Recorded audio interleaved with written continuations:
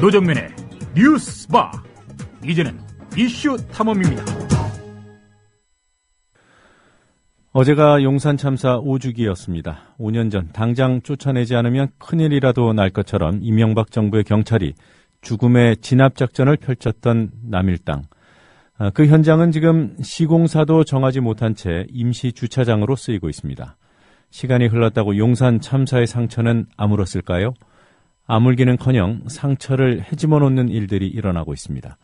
진압 책임자였던 김석기 당시 서울경찰청장이 공기업 사장이 된 데 이어서 경찰 무죄, 철거민 유죄 수사를 지휘했던 검사, 시신 훼손 논란의 장본인인 정병두 검사가 대법관 후보로 추천됐습니다.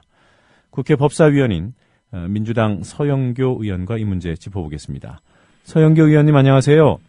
예, 안녕하세요. 서영교입니다. 네. 자, 오는 3월 초에 퇴임하는 차한성 대법관. 네. 네, 그 후임 어떤 절차로 선정이 되는 겁니까? 우리나라 헌법에는 대법관을 임명할 때 대법관은 대법원장의 제청으로 국회의 동의를 얻어서 대통령이 임명한다. 이렇게만 규정되어 있습니다. 예. 예, 이것을 법원 조직법에 대법관 추천위원회를 두고요. 그래서 대법관 추천위원회에서 대법관에 추천할 사람 5명, 이번엔 5명이었는데요. 예. 보통 한 3명 정도를 추천하고 이 3명 정도를 대법원장이 임명 제청하는 것으로 이렇게 되어 있습니다.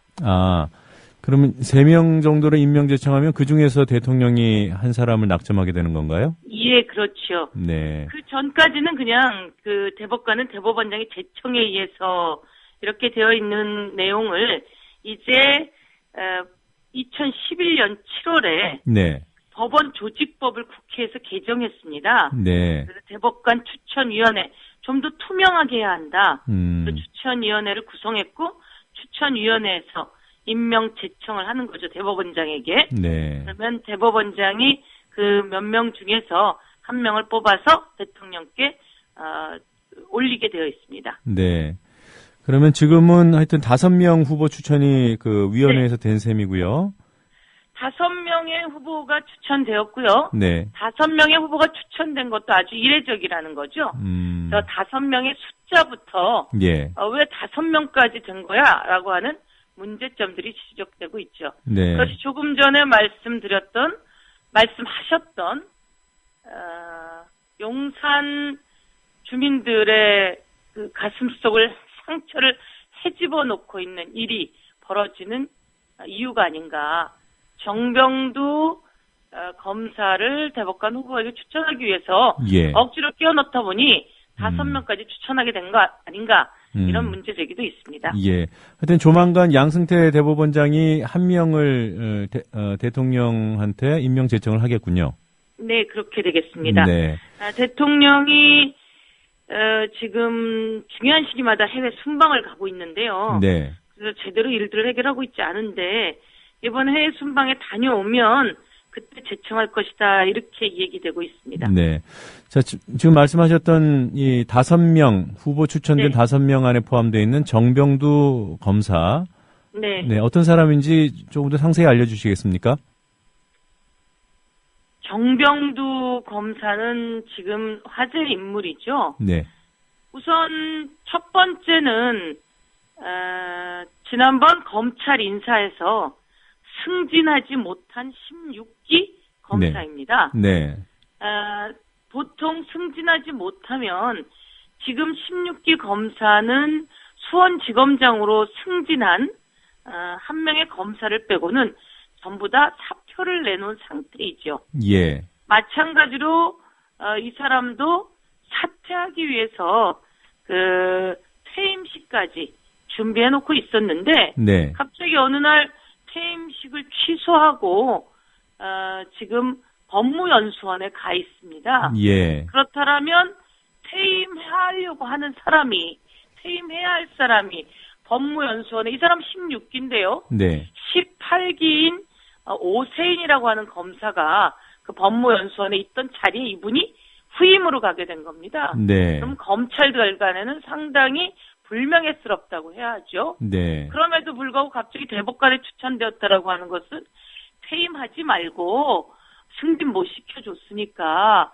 대법관으로 밀어볼 테니까 퇴임하지 마라라고 하는 모종의 거래가 있었던 거 아니냐. 네. 그래서 첫 번째는 어떤 사람이냐.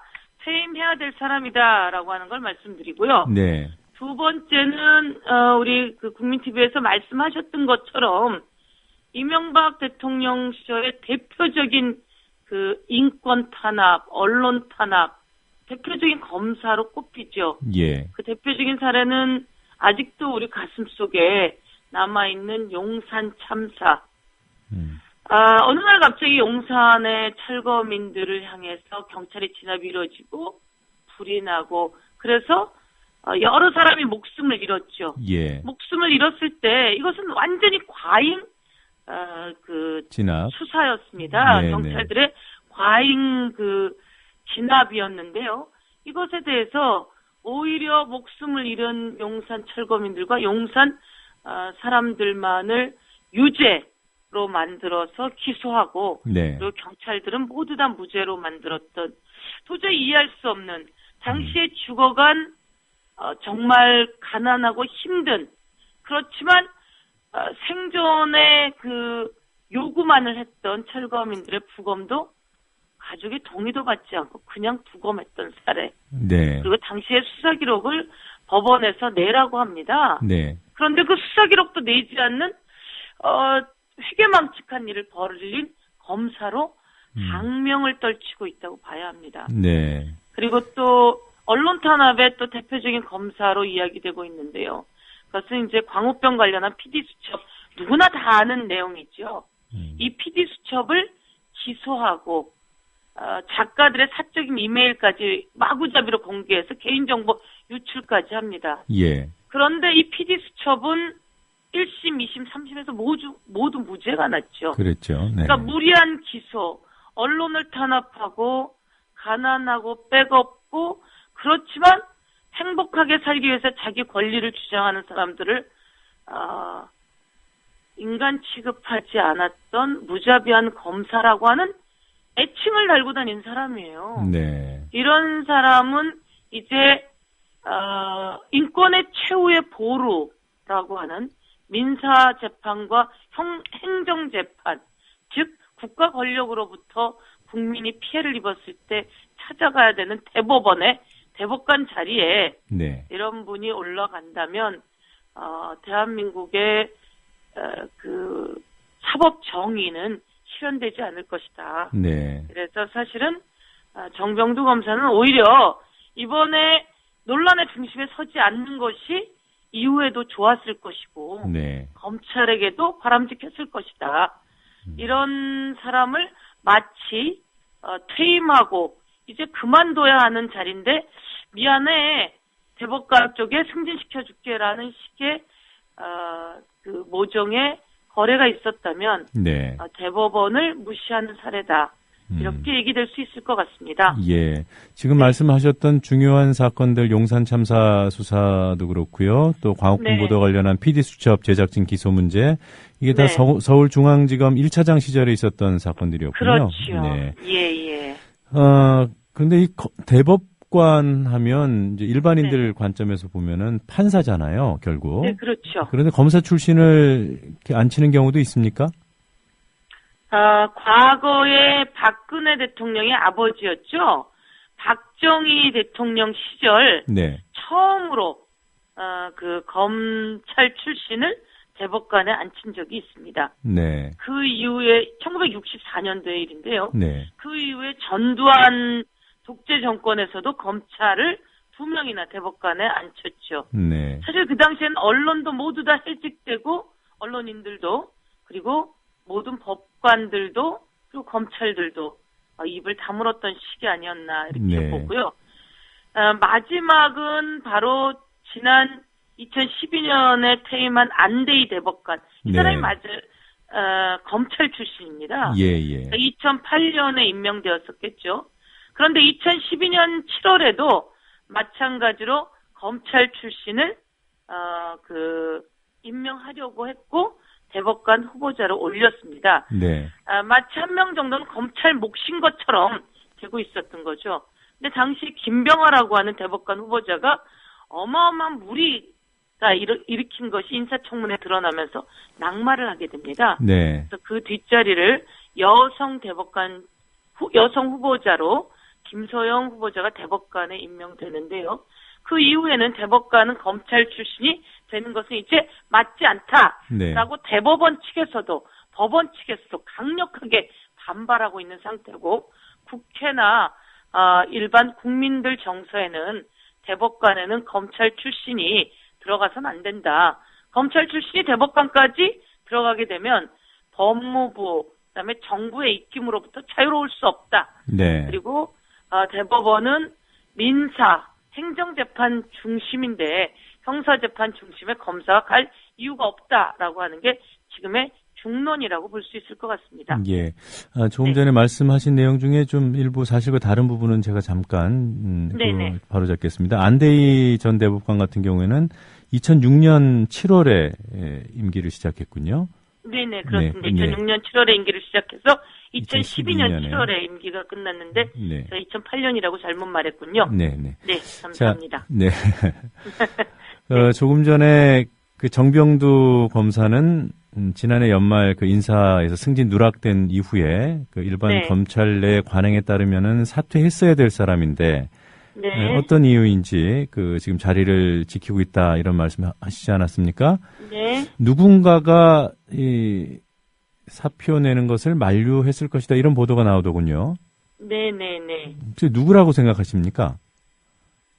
그런 보도가 나오고 있고요. 네. 그리고 검찰의 인사는 법무부 장관이 주로 하게 되지요. 네. 그렇다면 뭐 법무부 장관 아니겠느냐라고 이야기를 할 수밖에 없을 것 같고요. 네. 그래서 법무부 장관은 또 개별적으로 대법관 후보를 추천하는데 개별적으로 했겠는가. 그렇다면 법무부 장관의 이야기를 넘어서 청와대로부터 입김이 들어온 것 아니겠는가. 예. 그렇다면 김기춘 청와대 비서실장, 그다음에 홍경식 민정수석 등등이 이 뒤에 있는 것 아닌가. 그리고 박근혜 대통령, 그럼 그 사람들은 박근혜 대통령과 또 이야기되지 않았을까. 이런 것들은 지금 몇 차례에 걸친 사건, 인사 과정 속에서 항상 얘기되는 것입니다. 예. 법무부 장관이 모든 사건에 개입설이 있고, 예. 그다음에 청와대 비서실장입니다. 근데 왕 실장, 대통령 위에 있는 상황 이런 표현까지 받아가는 김기춘 비서실장이 또 이번에까지 무리를 해서는 안 된다라고 생각하는데 이것이 언론에 계속 나오고 있는 것은 그러지 말라라고 하는 것이기 때문에 예. 이 정권은 그런 부분에 귀를 기울여야 합니다. 그런데 귀를 기울이지 않고 있죠. 그리고 무리한 일들을 하고 있고. 예, 이런 부분들에 대해서 제기하고 싶습니다. 네, 뭐 지금 뭐 확인된 사실은 아닙니다만 그런 분석이 나오고 있어요. 그러니까 김기춘 비서실장과 황교안 법무부 장관이 정병두 검사를 미는 것이 아니냐. 근데 이 대법관 후보 추천위원회라는 곳에 이런 뭐 법무부 장관이라든가 이런 쪽 입김이 작용할 만한 인사들이 포함되어 있습니까? 대법관 후보 추천위원회의 구성원에는 6명의 그 당연직이 있습니다. 네. 그 당연직 안에 법무부 장관이 들어있죠. 아, 후보 추천위원으로 법무부 장관이 포함되는군요. 그렇죠. 당연직으로 네. 법무부 장관이 들어있습니다. 예를 들면 선임 대법관 중에 1명, 예. 그리고 전 대법원 행정처장 중에 행정처장, 네. 그리고 대한변호사협회 회장, 대한법학교수회 회장, 그다음에 법학전문대학원 교수회 회장, 그리고 대한변협회장, 그리고 법무부 장관, 예. 이렇게 당연직으로 후보 추천위원회는 구성이 되고요. 네. 그리고 거기에 외부에서 그 변호사를 하지 않은 새로운 시각들, 평범한 국민의 시각들도 좀 들어가야 되기 때문에 네. 변호사를 하지 않은 3인 그리고 여성 1인 이렇게 구성되게 되어 있습니다. 네, 그렇군요. 거기에 법무부 장관이 당연직으로 들어가 있고 법무부 장관은 다른 어떤 직보다 그 그 강한 입김을 불어넣을 수 있고 검찰 몫이라고 주장을 할 가능성이 높지요. 네. 지금 의원님 말씀 들어보면 이렇게 무리한 일을 할 수 있을까라는 생각이 들어요. 그 정병도 검사의 이력을 보더라도 그렇고 또 박근혜 정부가 입장에서 아버지 정권 때 시작된 이런 제도, 그래서 없어져야 된다는 그런 의견이 있는 것을 굳이 지금 다시 되풀이할까라는 생각이 드는데 어떻게 전망하십니까? 무리한 일이 있을까 하는 생각이 들지만 이 일은 현실이잖아요. 진행되고 있고요. 네. 우리는 오히려 이명박 정권이 누군가 그리워질 거다라는 이야기도 했었는데요. 그럴 만큼 지금 현 정권 하에서는 이게 이루어질까라고 하는 무리한 일들이 계속 이루어지고 있습니다. 네. 예를 들면 얼마 전 철도 민영화 관련한 그 노조들의 파업에 그것을 경찰 진압에 8,000명이 뛰어들어서 진압해 나가는 과정, 행위. 그리고 지금처럼 인사 대란입니다. 박근혜 정부하에서 임명되는 인사들은 김영준 전 국무총리 후보부터요. 예. 이동욱 헌법재판소장 후보부터요. 모두 다 낙마의 사유, 평범하지 않은 그리고 비리와 그다음에 권력 암투가 벌어졌던 그런 사람들이 인사로 추천되고 있습니다. 그것도 네. 정부의 공기관의 장으로. 네. 대법관도 마찬가지죠. 저는 좀 더 여론이 형성되어서 환기시키지 않는다면 법원이 지금 이 인사에 대해서 적극 반발하고 있지만 네. 저는 눈치를 보는 모든 공기관에 대해서 지금은 다시 한번 국민의 심판이 있을 거라고 하는 것들을, 그리고 정의가 실현돼야 된다는 것도 알아야 된다고 봐야 될 것 같습니다. 예.